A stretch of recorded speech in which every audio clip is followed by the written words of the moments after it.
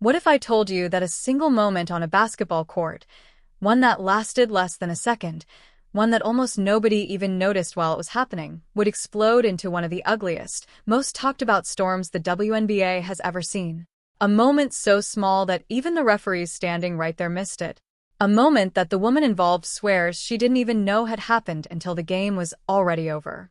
And yet, within days, that tiny flash of contact would spiral into death threats, racial slurs, leaked home addresses, a coach standing at a podium with fire in her voice, a commissioner accused of staying silent, and millions of fans across the country picking sides and going absolutely nuclear online. This is the story of how basketball stopped being about basketball. So sit back, get comfortable, and let me take you inside one of the wildest sagas the league has ever lived through. Let's rewind. Let's go back to the night it all started, because to understand the firestorm, you have to understand the spark. It's late June. The WNBA season is in full swing, and the whole basketball world has its eyes locked on one team more than any other, the Indiana Fever. And really, it's locked on one player, Caitlin Clark. You know the name. Everybody knows the name by now. She's the young guard who came into this league like a rocket, dragging television ratings up with her, filling arenas that used to have empty seats, selling out buildings in cities that had never sold out a women's basketball game in their lives. Wherever she goes, cameras follow. Wherever she plays, the crowd swells.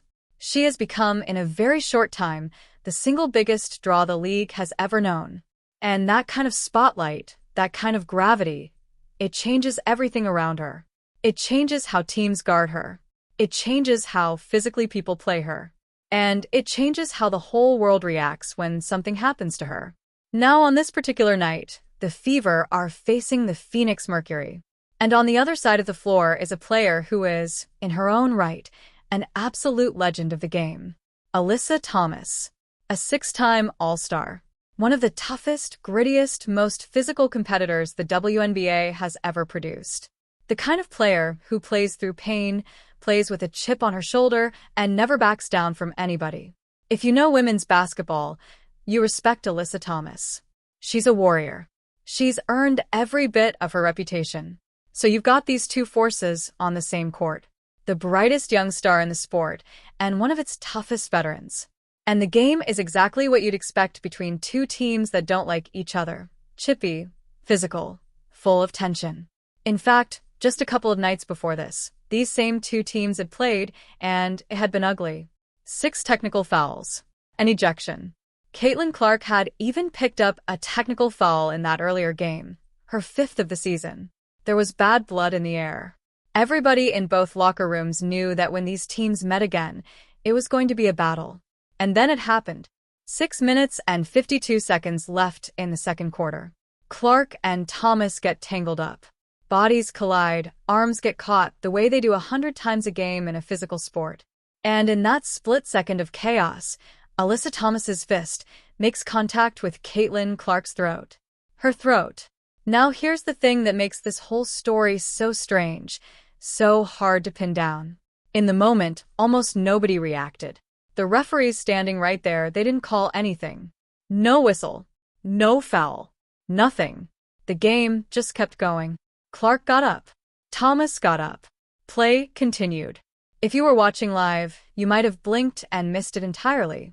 Thomas herself would later say that she didn't even know the play had happened until after the game was over. A lot of her teammates said the same thing. It was that quick, that easy to miss. But we live in an age of replays. And slow motion. And 1,000 cameras capturing every angle. And it didn't take long for the clips to start circulating. Frame by frame. Zoomed in. Slowed down. And suddenly that tiny, blink-you-miss-it moment looked like something else entirely. It looked deliberate. It looked violent. It looked like a fist driving into the throat of the most beloved player in the league. And that, right there, is where a basketball play stopped being a basketball play and started becoming something much bigger. Caitlin Clark, for her part, played into the third quarter that night. But she left the game early, and here's an important detail. She left because of ongoing back issues. Back problems she'd been dealing with. Problems serious enough that they'd keep her out of the very next game against the Los Angeles Sparks too. So now you've got layers stacking on top of each other. The star player is hurt. She's off the floor. The clip of the throat contact is spreading like wildfire. And fans are connecting dots, whether those dots deserve to be connected or not. Then the league stepped in. Now, normally, if the referees don't call a foul in the moment, that's the end of it. But the WNBA has a rule. The league is allowed to go back after the fact, review a game, and reclassify a foul. They can take a play that wasn't called anything at all and, upon review, decide it was actually a flagrant foul. And that's exactly what they did here. After reviewing the footage, the WNBA hit Alyssa Thomas with a flagrant foul too. They deemed the contact a non-basketball act. They fined her $1,000. And they suspended her for 1 game. 1 game. $1,000. On paper, that's a fairly standard punishment. It's not a season-long ban. It's not some massive fine. In the grand scheme of professional sports discipline, it's on the lighter side. But the punishment itself almost didn't matter anymore. Because by the time it came down, the internet had already taken over.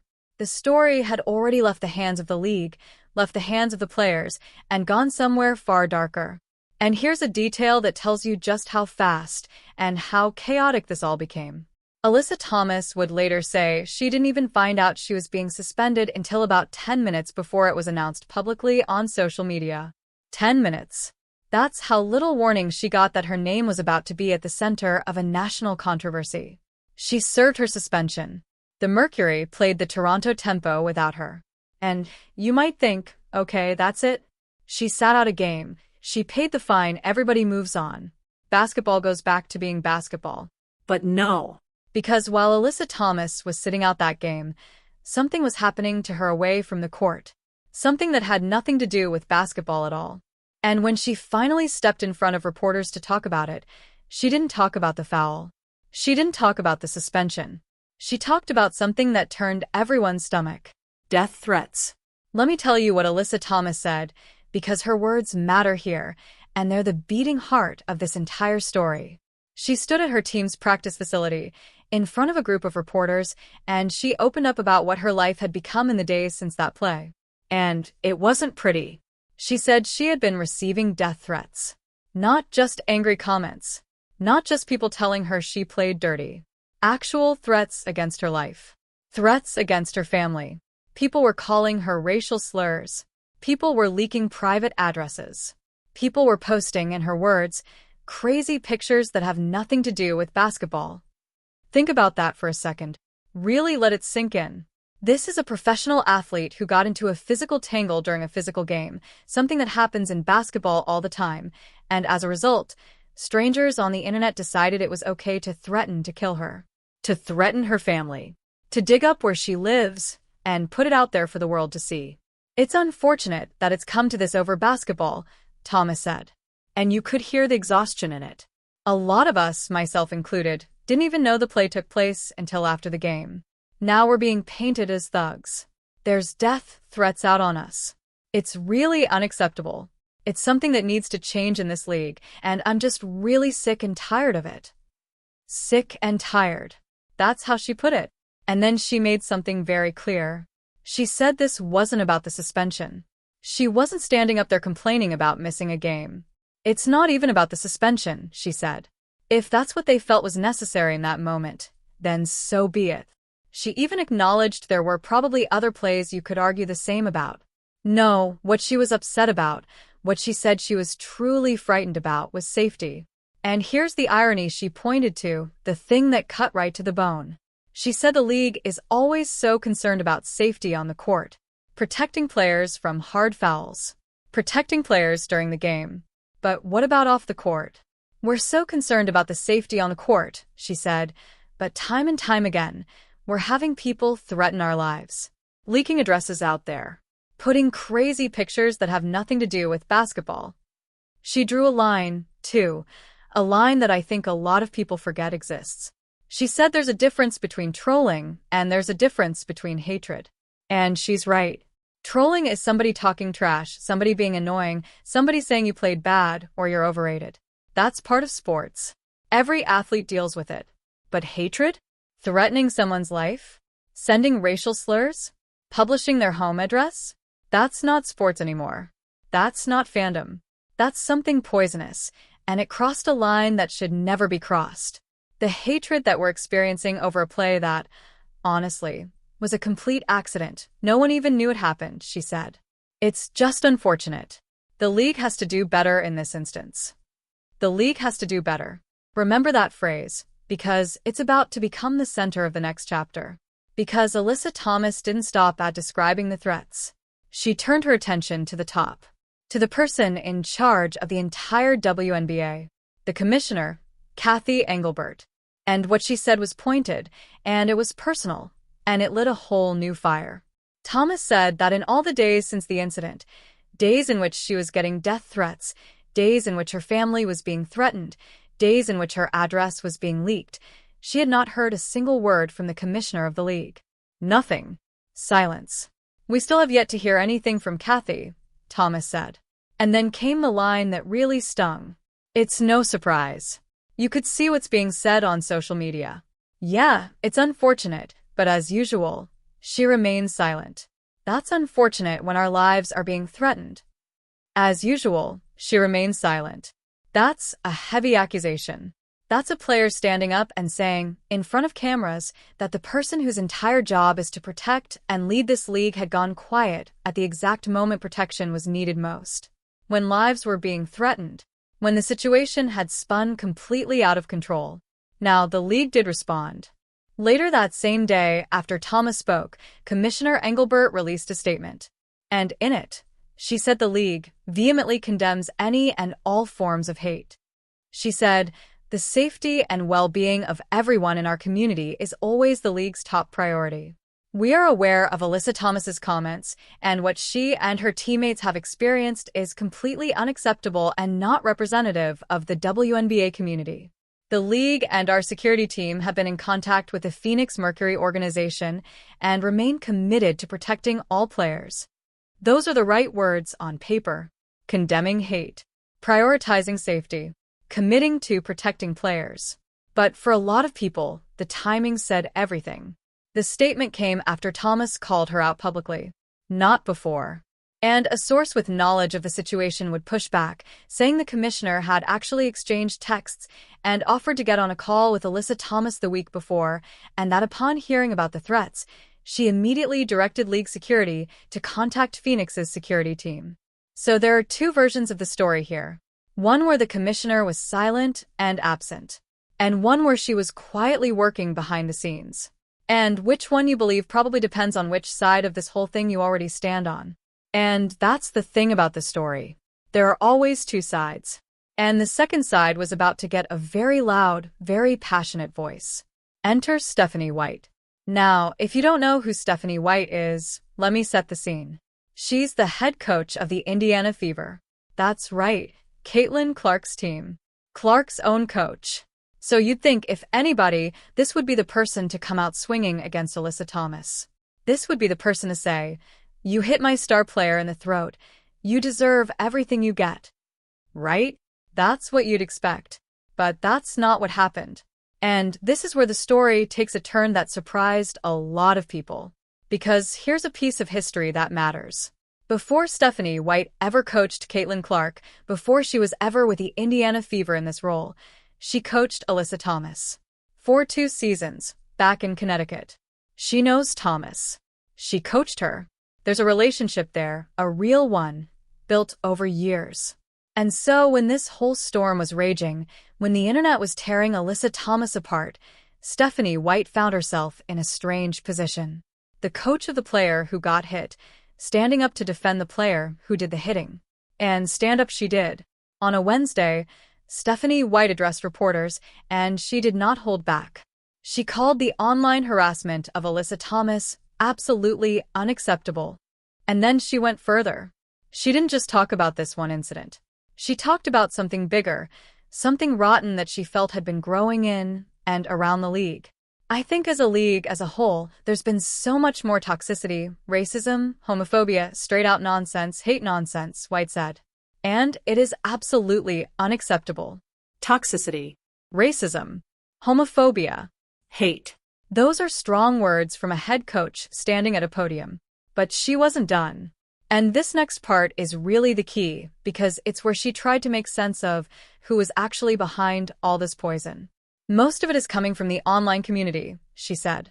Most of this, in my heart of hearts, I believe, is not coming from WNBA fans, Indiana Fever fans. I believe that this is people who are using our league, using our players to further divisive agendas. Let that sink in, because it's a fascinating claim. Stephanie White was essentially saying, the people sending these death threats, the people leaking addresses, the people spewing racial slurs, those aren't real basketball fans. Those aren't the people who actually love the WNBA or actually love the Fever. Those are outsiders. Opportunists. People using the sport, using the drama, using players like Caitlin Clark and Alyssa Thomas as pawns to push their own ugly agendas. To stir division. To generate outrage. To score points in some larger culture war that has nothing to do with basketball at all. And whether you agree with her or not, you have to admit there's something to that. Because, think about it. This started as a basketball play. A physical tangle in a physical game. How does that turn into death threats? How does a missed foul turn into people threatening a woman's family and leaking her home address? The answer is that somewhere along the way, this stopped being about the sport. It got hijacked. It became a vehicle for something much darker and much bigger than a game. Stephanie White kept going, and she got even more direct, even more personal in her challenge to the people doing this. It's not hard to not be a jerk, she said. Simple as that. It's not hard to not be a jerk. And if you are one of these people that are online doing this, do not call yourself a WNBA fan. Do not call yourself a WNBA fan. She was drawing a line in the sand. She was saying, you don't get to threaten our players and then claim to love our league. Those two things cannot coexist. You're either a fan or you're a hater sending death threats. You don't get to be both. And then she laid out what she believes the league is actually supposed to be about. And this part almost felt like a mission statement, a declaration of values. Our league is about inclusiveness, she said. Our league is about competition. Our league is about elevating women, elevating marginalized communities, and being inclusive of all different walks of life. That is what our league has been about from day one. That is what our league will continue to be about. We will continue to compete at a high level and hold ourselves to a higher standard, continue to be on the forefront of social norms, and we will continue to support one another collectively as a league. Players, coaches, staff, support staff, everyone. We are about elevating. We are not about demeaning, demanding. We are not about continuing this narrative. It's just absolutely unacceptable. That's a coach not just defending one player, but defending an entire idea of what the league should stand for.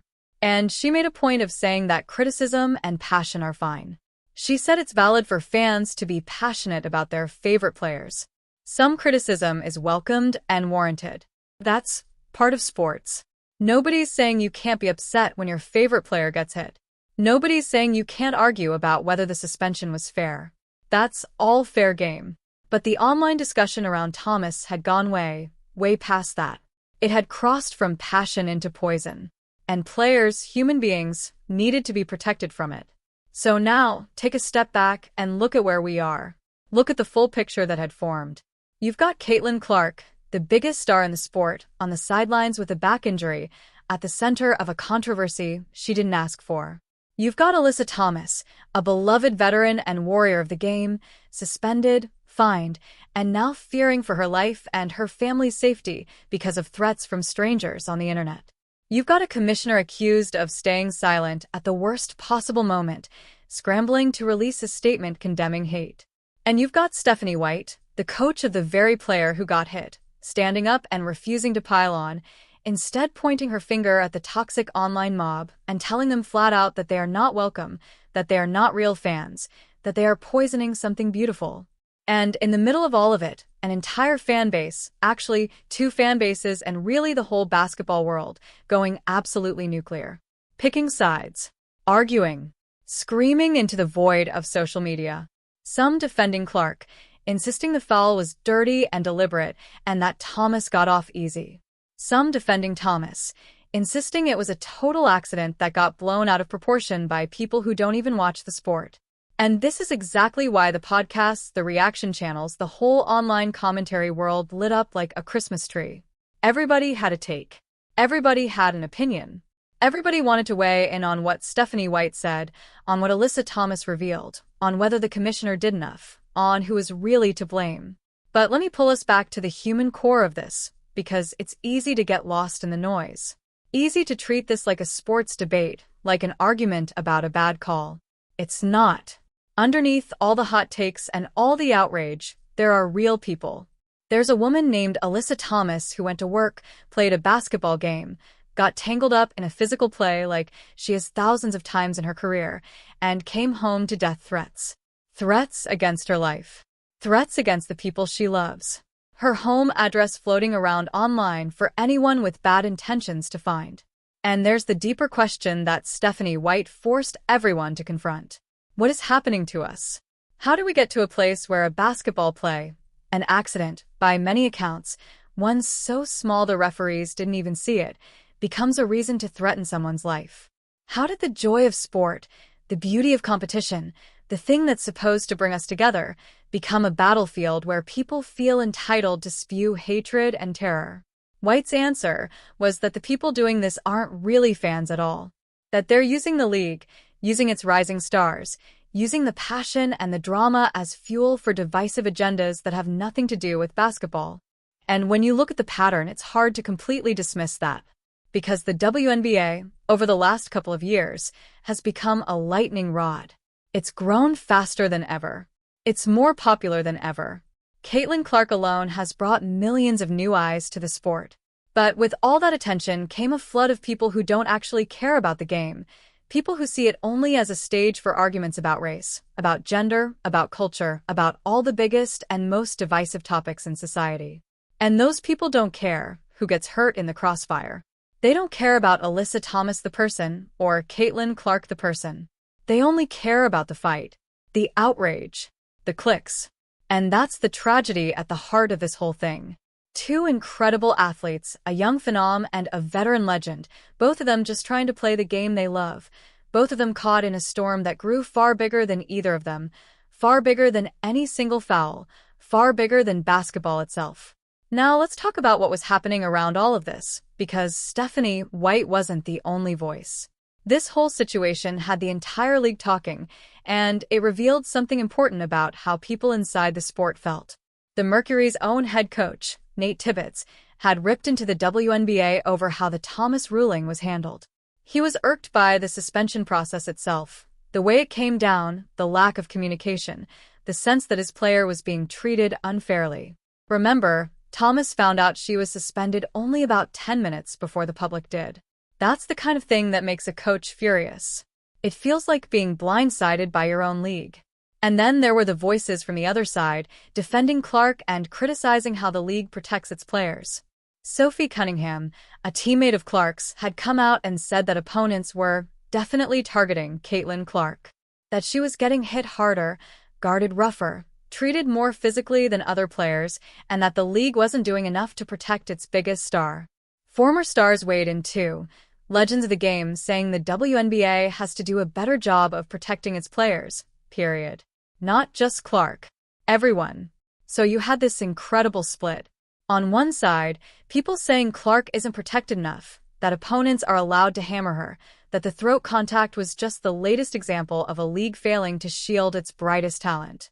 And on the other side, people saying Alyssa Thomas is being scapegoated, painted as a villain, a thug, her word, for an accidental play, and that she and her teammates are now the ones whose safety is genuinely at risk, not on the court, but in their own homes, from strangers who've decided hatred is acceptable. Both of those things can feel true to the people who believe them. And that's what made this so explosive. It wasn't a simple story with a clear hero and a clear villain. It was messy. It was human. It was full of competing truths and competing fears. And into that mess stepped Stephanie White, refusing to play the easy role of the wronged coach seeking revenge, instead choosing to say something harder and, frankly, braver, that the real enemy here wasn't Alyssa Thomas, and it wasn't Caitlin Clark, and it wasn't even really the referees or the commissioner. The real enemy was the poison, the hate, The people hiding behind screens turning a game into a war. And here's a detail that captures the whole thing perfectly. Even after all this, after the foul, after the suspension, after the death threats, after the statements and the accusations and the fury, you know what these two teams had to do? They had to play each other again. Life goes on. The schedule doesn't stop. The Mercury and the Fever were set to meet again on July 9th in Phoenix. Thomas would be back on the court. Clark's status, given her back, still uncertain. And you can only imagine the atmosphere that would surround that game. The tension. The security. The eyes of the entire sports world watching to see what would happen next.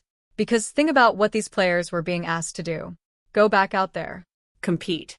Play hard, physical basketball, the very thing that started all of this, while knowing that any moment, any tangle, any hard foul could set off the whole powder keg all over again. While knowing that strangers were threatening their lives. While knowing that the world was watching, waiting, ready to pounce on the next controversy. That takes a kind of courage that has nothing to do with athletic talent. That's a mental and emotional weight most of us will never have to carry to do our jobs.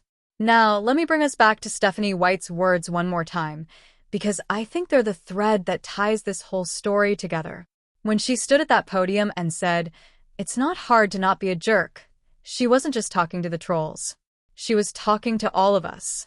To everyone who watches sports. To everyone who goes online. To everyone who's ever fired off an angry comment in the heat of the moment. She was reminding us of something so simple, so obvious, that we somehow keep forgetting. These are human beings. Behind the jerseys, behind the highlights, behind the debates, real people with families, with feelings, with lives that can be genuinely endangered by the words we type. And her deeper claim, that the haters aren't real fans, that they're just using the league to push division, that's a challenge to every single person who genuinely loves the sport. Because if she's right, then the answer isn't just for the league to add more security or for the commissioner to release stronger statements. The answer is for the real fans, the true fans, the people who actually love the game, to take it back. To drown out the hate with genuine passion. To refuse to let a beautiful, growing, thriving league be hijacked by people who only want to watch it burn. So, where does that leave us? Where does this story land? It leaves us with a lot of hard truths and not a lot of easy answers. It leaves us with a young star sidelined by injury, at the center of a storm she never asked to create. It leaves us with a veteran warrior, one of the toughest players the game has ever seen, brought to the point of saying she's sick and tired, fearing for her family's safety over a single accidental moment in a basketball game. It leaves us with the commissioner defending her record while a star player says she felt abandoned. And it leaves us with the coach of the player who got hit, no less, standing up and using her platform not for revenge, but to call out the poison eating away at the edges of the sport she loves. The suspension was 1 game. The fine was $1,000. But the real story was never about the punishment. The real story was about what happens when passion curdles into hatred. When fandom crosses the line into terror. When a game we love becomes a weapon in a fight that has nothing to do with the game at all. And maybe that's the lesson buried in all of this. Sports are supposed to be an escape. A place where we come together, where we cheer, where we argue and debate and get emotional, but where, at the end of the day, we all recognize that it's a game. That the people playing it deserve our respect, even when we disagree with them. Even when they wear the other team's colors. Even when they make a play we hate. Alyssa Thomas said it herself. There's a difference between trolling and there's a difference between hatred. And somewhere along the way, too many people forgot that difference. Stephanie White stood up and reminded them, loudly, unapologetically, do not call yourself a fan if you're sending death threats. It's not hard to not be a jerk. The two teams will play again. The season will roll on. New games, new highlights, new controversies. Caitlin Clark will heal and return to lighting up arenas. Alyssa Thomas will keep being the fierce, relentless competitor she's always been. The league will keep growing, keep breaking records, keep pulling in new fans by the millions. But this moment, this ugly, painful, revealing moment, will linger, because it showed us something about ourselves, about where we are as fans, as a culture, as people who share a love of the game.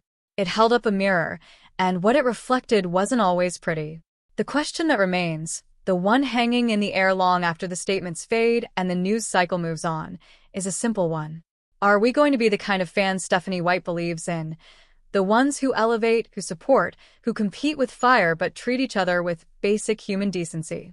Or are we going to let the loudest, angriest, most hateful voices define what it means to love this sport?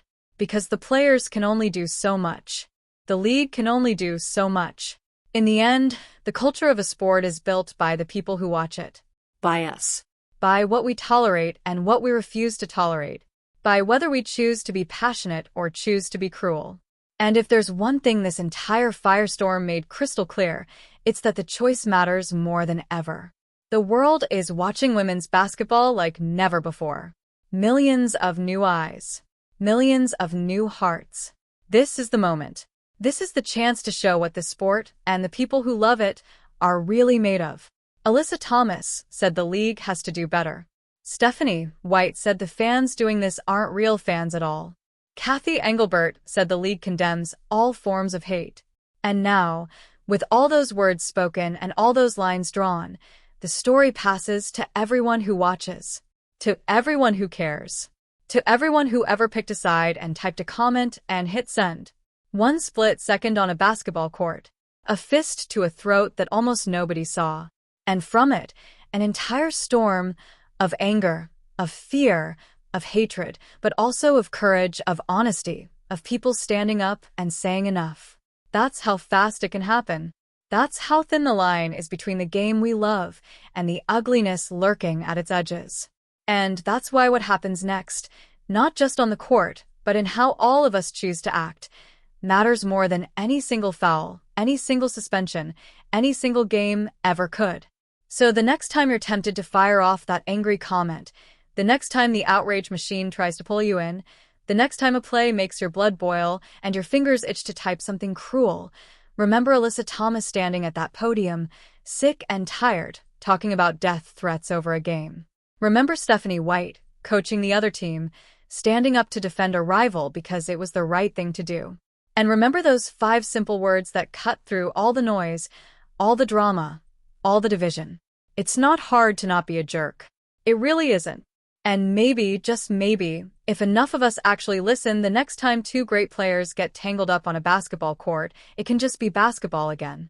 The way it was always supposed to be.